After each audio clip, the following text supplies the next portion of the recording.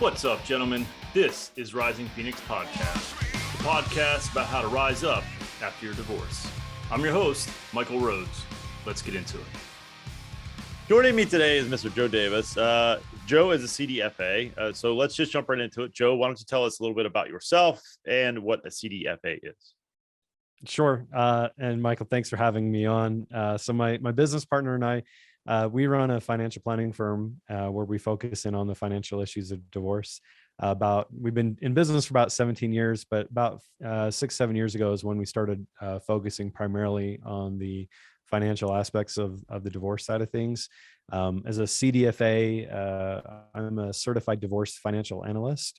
And so we work in conjunction with our clients and their attorneys, or sometimes in like pro se cases, clients that don't have attorneys, where we'll either come in as a financial neutral in like collaborative divorces, helping people figure out the financial issues of the divorce to determine the most equitable divisions that are, prevalent in their case. Or sometimes we're brought in as an expert witness to testify, either formally or informally regarding, various, financial issues that are there. So you and I spoke briefly before I hit record, and I forgot to hit record initially. And I spoke to you about rabbit holes, and that's why I have an outline. Well, I just hit one. I'm curious in terms of how much of what you do and see is sort of from a combative stance. In other words, someone's trying to be deceptive and hide money, or like how much of that do you see? And second part of that is, isn't it ultimately a giant waste of time to try and hide money? I'll answer the first question, or the second part first. I'll say, yeah, it is. It's a waste of time and money for various reasons. In my experience, we've had very few cases where we could legitimately not accurately determine what was really going on with a client. And those are few and far between, but and we can talk about how people try to hide money, so we can talk about that. Yeah, it's really expensive, when folks try to do that part. And so we prefer, in terms of like combative or contested cases, for us, I would say we're about 80% of our caseload probably is contested. And primarily because I think a lot of folks try to start on that amicable side, and then when their relationship issues come to the forefront and they can't make a decision because they can't trust each other, then that's usually where that goes. But I would say the reality of how many folks are out there actually actively trying to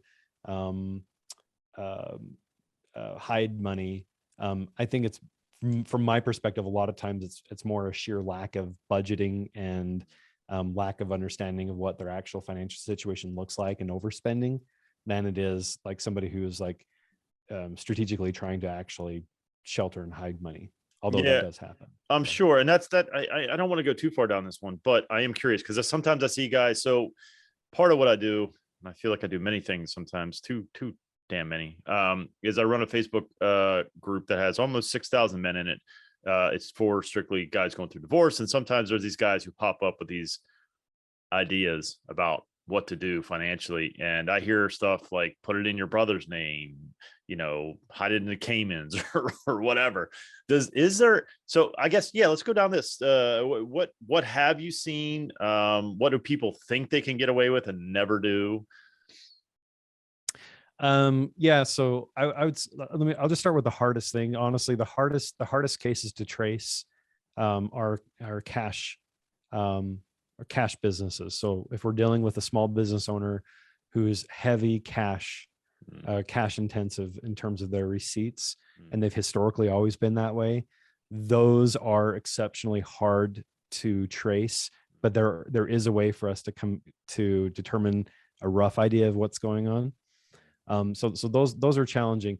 Outside of that, for us to be able to come in and trace what's actually going on, or who's trying to hide money, we rely on a variety of factors to really look at and build a defensible financial analysis to determine like what's really going on there. And that's us looking at tax returns, which are really informative and deceiving at the same time. My business partner and I are both enrolled agents, so it's a little bit different than a CPA. We have unlimited rights to represent taxpayers before the IRS in all 50 states regarding any tax issue. So the only people that can do that kind of work are attorneys, enrolled agents like myself, or CPAs. And so we do have a tax office in conjunction to what we do. But we review, both corporate and personal tax returns, and then we dig from there. We start going through investment accounts, we go through bank accounts, we go through credit card statements, we go through it all, and we can trace it. And so, with very few exceptions, it's usually fairly easy for us to determine how people are spending their money outside of cash. But even if there are large cash withdrawals, we can still trace the cash withdrawals. And sometimes when we have somebody who says that their income is exceptionally low, we'll then do a lifestyle analysis, and from there we'll look at what they're actually spending their money on.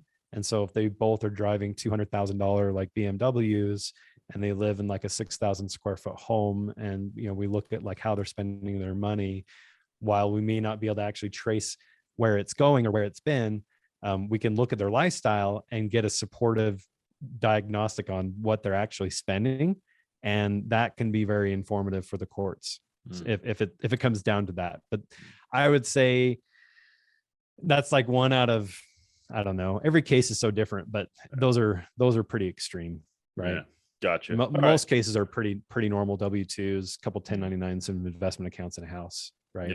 Yeah. I'm sure. I think there is sometimes this thought that you can hide money or be deceptive, and I I'm not an expert, but I just think that there are people way smarter than me, and if I tried to do some shit like that, they would be able to figure it out, because how could you not? I mean, there's just too much potential evidence, either way.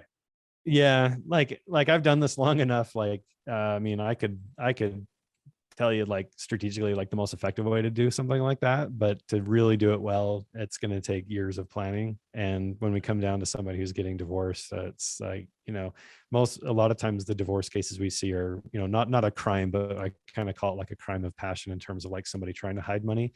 Right. And it's like, so heaven forbid there's there's really bad criminal things going on. Usually it's like, okay, well, who's closest to that person? And it's like usually pretty obvious. And so when somebody, I testified in a trial about a year ago in a case where there was a substantial dissipation of marital assets, and the evidence was irrefutable. And so it's just, and it was a crime of passion. He was angry and, tried to do something and didn't work.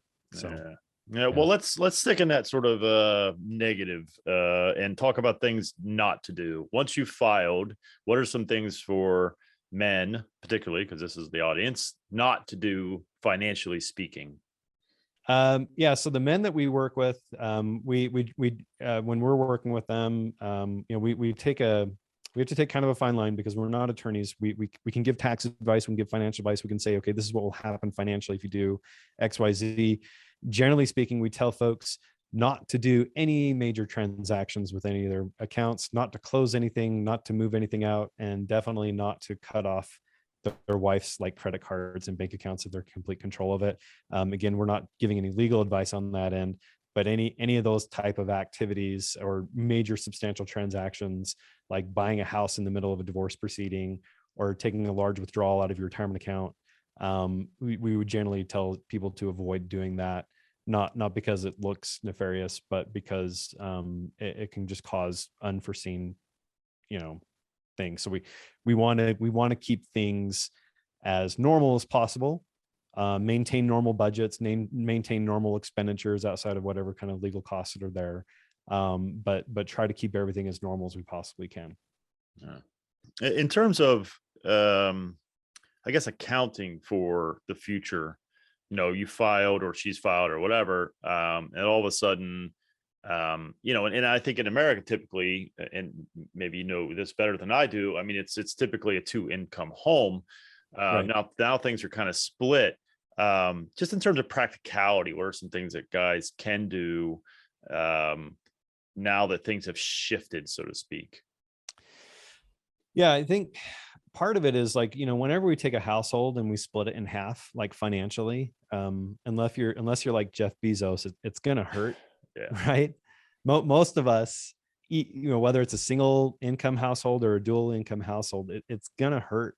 There's gonna be costs involved. There's gonna be concessions that need to be made, and that's really challenging. And so when we work with a client, part of the thing that we look at is, and every state's a little bit different. We're in Utah, and so if it's a contested case, mediation's required here in Utah. And so part of that is having our financial declaration or financial affidavit, put together.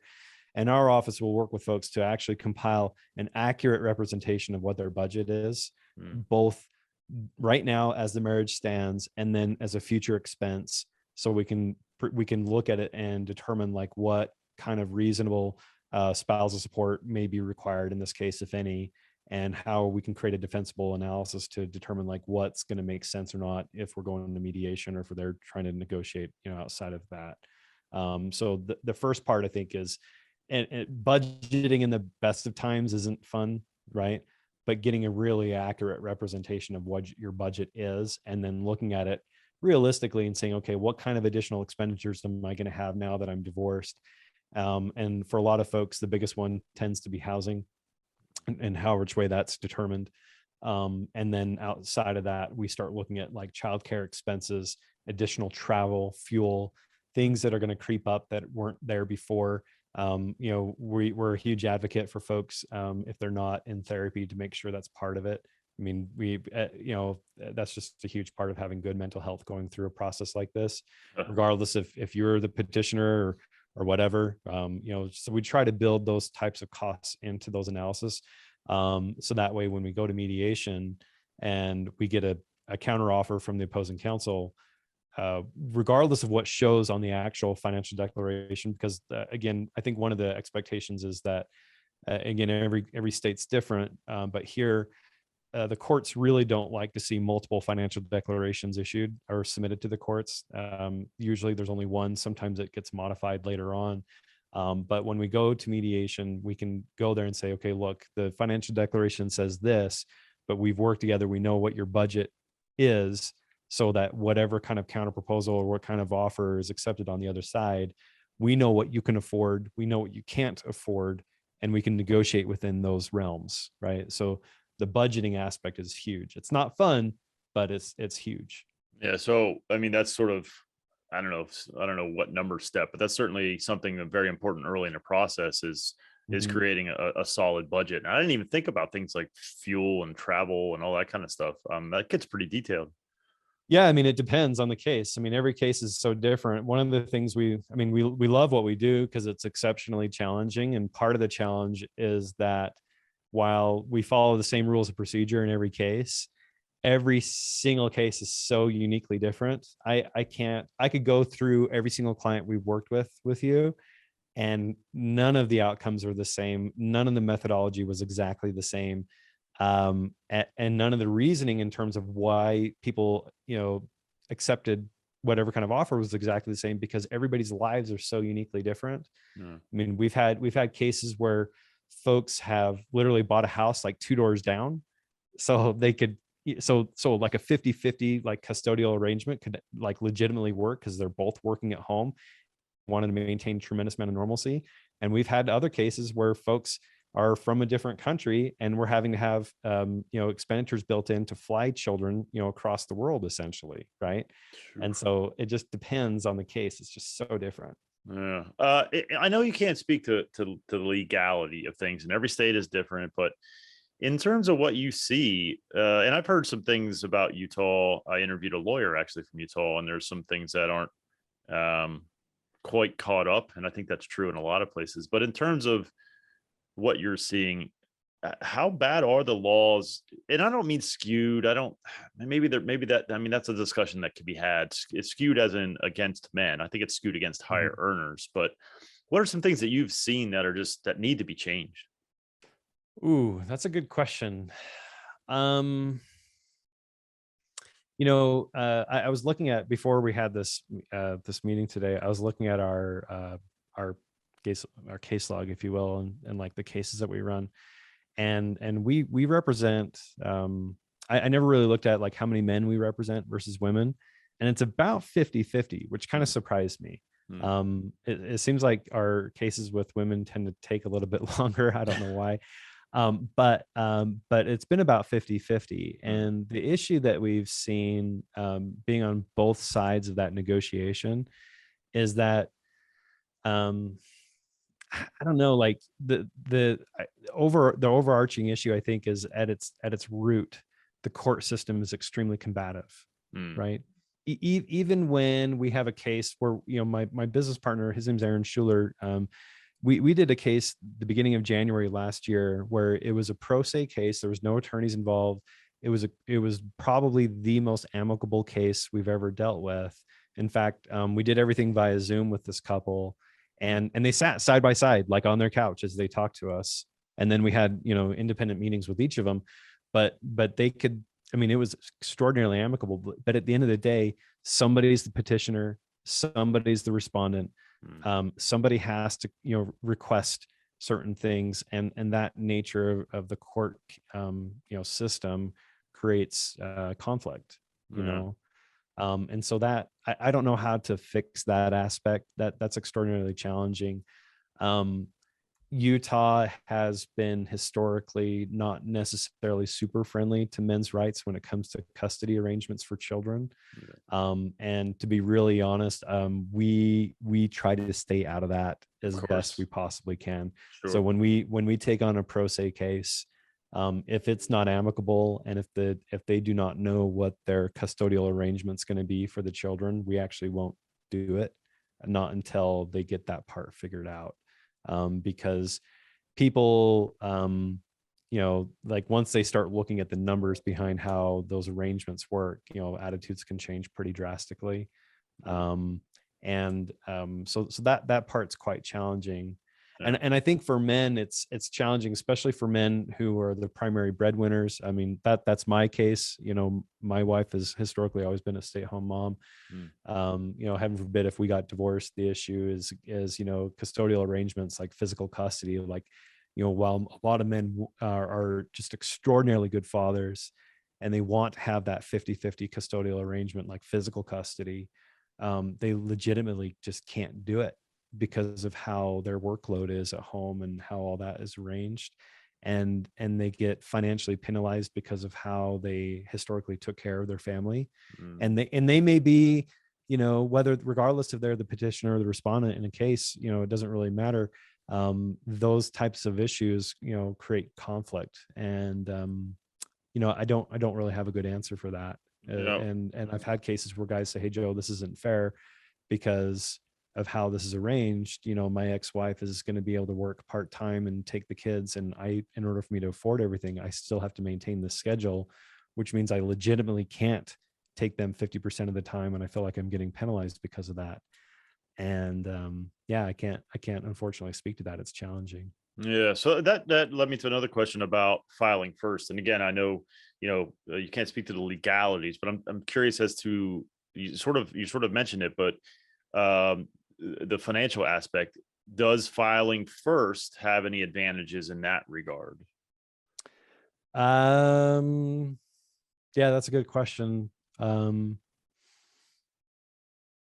Because I think, like, if you do it, if you, like, legally speaking, you're sort of in the driver's seat, just in terms of schedules, and like you said about petitioning, and or requesting, like, you're sort of in the driver's seat. And I wondered if that also translated to financially. I wouldn't think maybe, but um I'm trying to think of cases where that created advantages for our clients. I from a financial, like, division of assets kind of perspective, or seeking for alimony or having to pay certain amounts. Honestly, I can't think of any cases in my mind where that's created any specific advantages yeah, for somebody. yeah.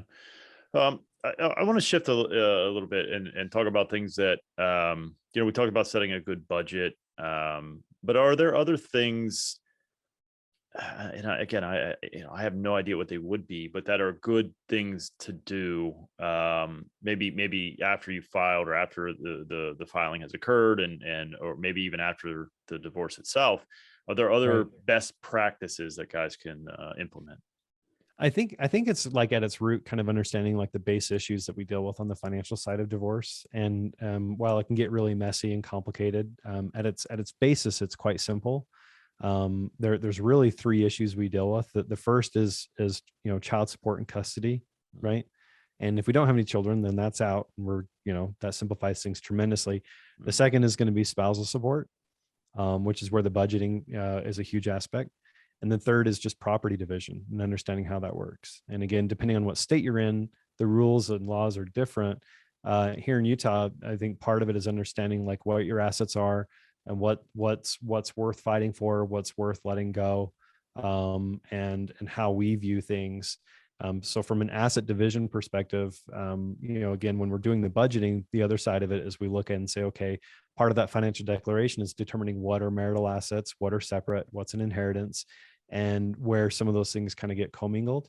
And so, here in Utah, we'll look at a marital asset as anything that's acquired or obtained during the marriage.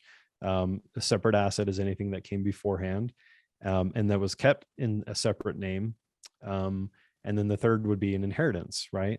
And those are generally going to be excluded from marital assets unless they're commingled there. And understanding like what those assets are and how those are looked at from the court's perspective is extraordinarily important. And then in addition, like the most common assets we typically see are going to be like a house, retirement accounts, pensions, and then investment accounts. And then we break that up between just individual brokerage accounts and after-tax accounts and such, to their retirement accounts, the 401ks and 403bs and IRAs and Roth IRAs.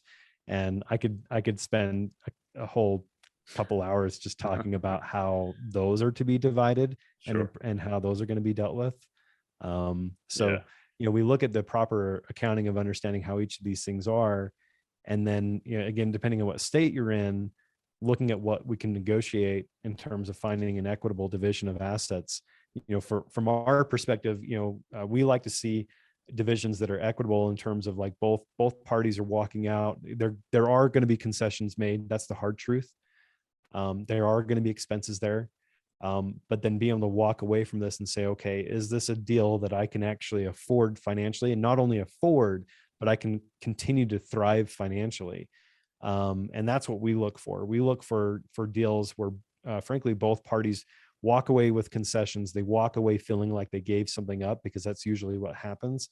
But simultaneously, both parties are walking away in a situation where they're going to be financially stable.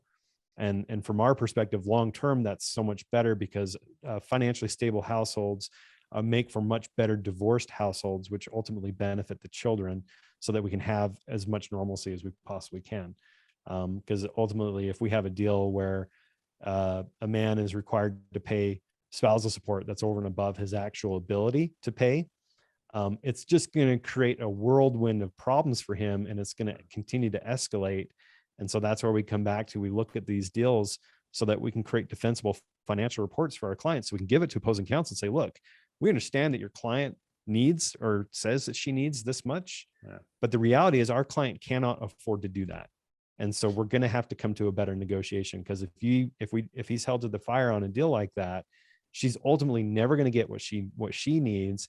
And we're either going to be in a situation where we're coming back to court and we're spending more money, or we're going to be in a situation where the kids are going to ultimately suffer, because households just can't take care of them because there's not enough money to go around. How much does the court and I'm sure every judge is different and all that, and this is a general question, but how much stock do they put into something like you described, like, here is our budget, judge, sir or ma'am, and we can't afford whatever she's looking for, even if the numbers bear that out?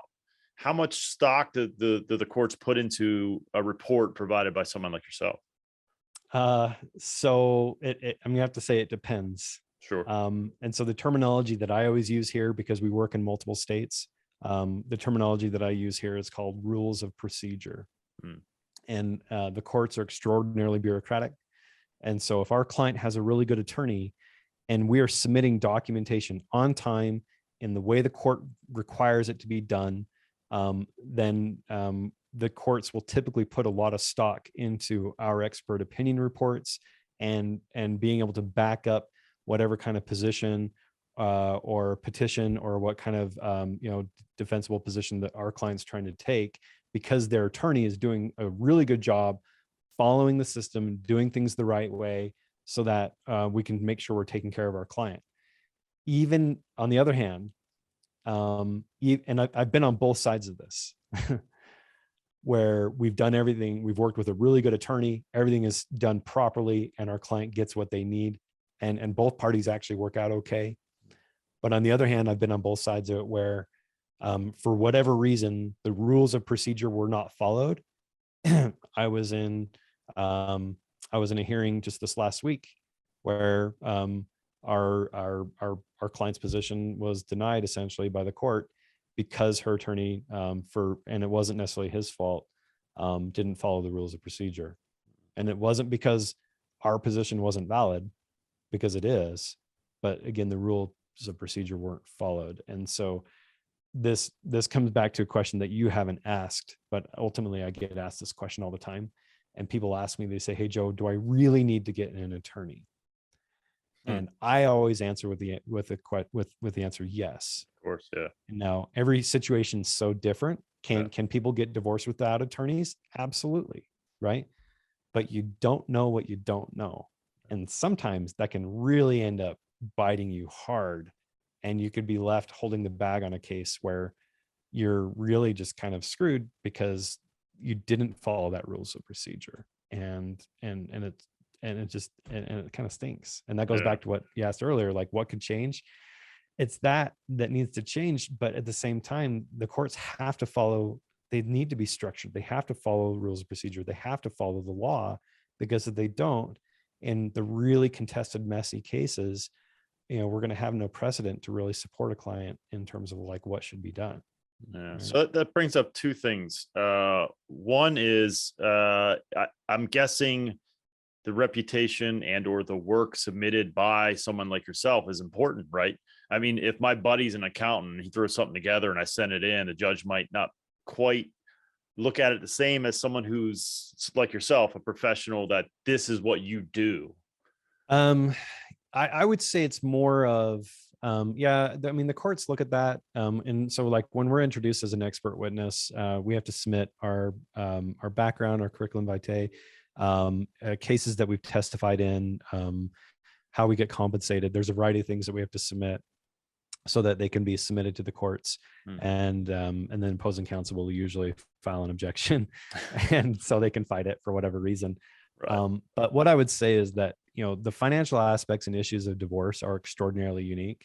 And just because somebody's a CPA or just because somebody's a financial advisor doesn't mean they understand how these things work. Because it goes back to what I said earlier, like you just don't know what you don't know. I have a CPA that I work with pretty closely on other financial things that we deal with in our tax practice. But even though he's a CPA, he refers all of his divorce clients over to us because he doesn't deal with it, you know? And so it's the same reason why, like, if you're hiring an attorney and you find an attorney that's an estate planner, but they don't do family law, or if your brother does, tort law or something like that, like, he's an attorney, but it doesn't mean he understands or they understand like all the aspects of what should be done. Right. Yeah. We need to make sure we're working with professionals that deal with it on a regular basis. Yeah, no, I agree. And that leads me to the second thing. And I know there's no answer to this, but I think it is a frustration that is shared by many. And that is in that if you're a man, like I have I'll call him a friend who is in the military, and he is paying through the nose for child support and spousal support. So much so that he barely has enough to eat. I mean, honestly, like $250 a month, like spare, right? So in that scenario, what he needs is someone like you to be able to really take a look at things, prepare something, and allow it to be filed. But he has to be able to afford to pay you and the lawyer too, as well, right? And there's no answer to this. There's no fix to this, I should say. But it just seems wrong. But I mean, that's capitalism, I suppose. But Um, so what I would say again, like every case, every state again is different. But like sometimes we get people calling us, and so kind of back into it, say, okay, well, what type of clients are hiring us? Yeah, they're usually clients that have money, that have, Sure. and it's not because we're pretentious or anything. It's just No. we're brought into messy cases typically where people look at what's going on. They're like, wait a minute, like this is way above my pay grade. I don't know how to deal with this, Sure. right? And so that's the type of clients we usually bring in. But every Of once in a while, course. we'll talk to folks like what you've expressed, and they said, "Hey, Joe, we need to try and request a modification for support. We need to do something here because this is killing me." I will again. So like here in Utah, I'll first direct them to the Modest Means Attorney Group. So the Utah State Bar. Mm, If you go there, go on the website. There's Modest Means attorneys where you can hire them at much lower rates mm, than when you would just find like a normal attorney off Google or whatever. right.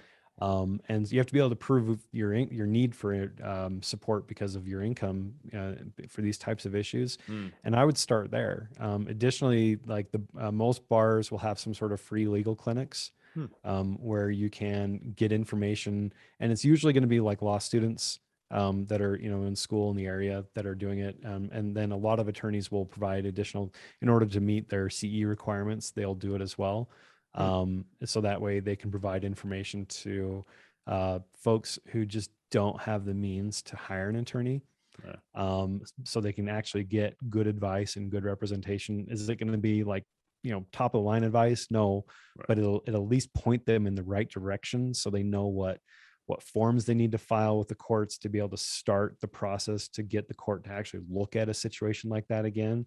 Right. And then if we need to come in as an expert witness, I mean, we can do that. Unfortunately, on our side, we don't have any sort of modest means programs there, Yeah. No. but they do exist, and Yeah. there's really good nonprofits across the country who their sole job is to help folks that are in these kind of situations, because the legal community, as much grief as we publicly like to give them, there actually are like really good people there, um, that want to do the right thing, and they Sure. legitimately want to help people in those situations, and we've seen it, and Yeah. it can happen. So Yeah. And that's part of the mission eventually. I have so many fucking balls in the air. But that is one thing I'd like to do eventually is provide those resources. And I know they're out there, but as you know, with the website, I'm trying to coalesce everything and make it one place. And that's one thing. But you mentioned this modest means in Utah. Is this something that is that a universal name that would be in Maryland or PA or wherever? I my gut feeling is that if you start Googling it and doing some research and reaching out to, like, I would, so if it was me, I mean, my background's different, but I Sure. would start with the state bar in the state that I'm in. I would Okay. go to that website and I would drill down to like the family law section and find a phone number and make a phone call, Gotcha. and start there and say, hey, is there any support for folks that are in positions like mine? And whether it's modest means or whatever kind of terminology they use, I bet you'll find it, because again, every state's a little bit different. But the trust accounts that are used for the attorneys here in Utah, and I could be wrong on this, but it's always been my understanding that when money goes on retainer, while the interest is really low, the interest that's earned on this goes back to the state bar to be used to help supplement for these types of costs, Oh wow, right? that's awesome. And I could be wrong, but that's always been my understanding. Hmm. And that's how they help determine and supplement some of those expenses. So, Interesting. I didn't even think about that because you're right. If you give someone a pile of money, especially someone that knows what they're doing, they're probably going to put it somewhere where it's going to make some money. well, they keep it in. Well, most attorneys should do it. Well, they should do it anyways. And an attorney can better explain it than I could. Sure. But they keep money in their trust account, Yeah. and then draw from it as a retainer. Yeah. From an accounting perspective, it makes sense to us because we don't count their income until they actually use the money. Hmm. So they could have like $1 million in their trust account, but we won't count it as income until they actually use it for their firm. And that money that's in trust, the interest that's earned, again, it's my understanding that it goes back to the state bar to help supplement for these types of programs. Okay. Well, and let's shift again and next to last topic and some of the bigger mistakes you've ever seen people make? What have those been? You know, if it was a technical thing, how do they avoid it? You know, those types of things. Yeah, the rules of procedure issue, like that's a big deal, right? So uh hiring the first attorney you talk to, it's worth it to interview at least 3, in my opinion. And you may be under the gun and feeling stressed. I can't imagine what that feels like. And so like that, but I would really recommend that you interview at least 3 attorneys. Be cautious of, there's a guy I like to read a lot. His name's Tim Shiner. He's a real estate guy, but he says, watch out for the vice and advice.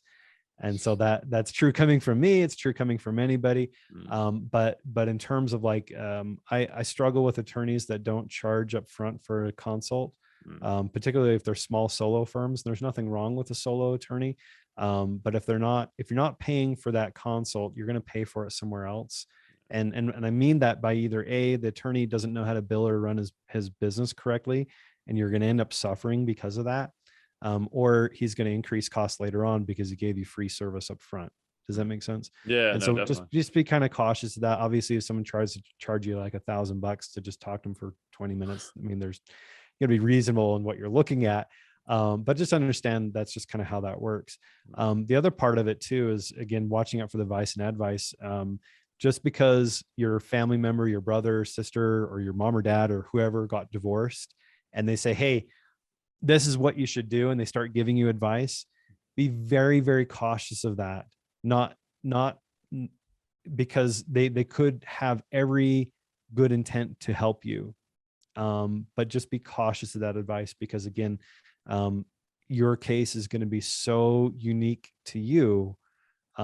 Sometimes that advice that's coming from somebody else is not necessarily the best advice, such as, hey, you know what you should do? You should cash out your 401k, right? Right. Yeah, that's probably a bad idea for all sorts of reasons, right? You know, stuff like that. So, and again, it's just watching out for that vice and advice. Just be cautious of it. Yeah. Well, Joe, I want to thank you. This is a lot of great info, and I think while it can be complex, I think you're right that there are a few simple things that we need to follow. But I want to ask you the last question that I ask everybody, and that is, what piece of advice would you give a man? What words of wisdom would you impart to a man who just found out he just got served, he just got asked to leave, and or she's leaving? What words of wisdom would you impart to that man? You know, I've had friends get divorced that have gone through this. It's not the end of the world, you know. Financially, if you follow the right steps, you'll be okay. You know, I'm not saying it's not going to be painful. It's not going to hurt, because it is. But at the end of the day, like if you're with somebody who doesn't want to be with you, right? Like you've got a lot better in front of you. And sometimes we have to go through some pretty painful things to grow and to do better. But you know, surrounding yourself with good friends and family, and then just trying as best you possibly can to, on the financial side, looking at this as analytically as possible and taking your emotion out, you will yield far better results. Because when we make decisions emotionally, we tend to make the wrong choices. Yeah, agreed. Amen. Excellent words of wisdom, Joe. I appreciate you. Thanks for doing this. Yeah, you're welcome. It's good to chat with you, Michael. Thanks for having me. Yep. Take care. You too. Thank you so much for watching and or listening. Thank you to Nick Coyle and Lifer for allowing me to use their song, Born Again, which you're hearing now and at the intro to the podcast. Thank you to Justin Dulahanty and all of my brothers at the Alpha Code. Please visit the website, risingphoenixpodcast.com, to connect with me and other like-minded men who are looking to thrive and grow after their divorce. And remember to surround yourself with people who add value to your life, who challenge you to be greater than you were yesterday, who sprinkle magic into your existence like you do to theirs. Life is not meant to be done alone. Find your tribe.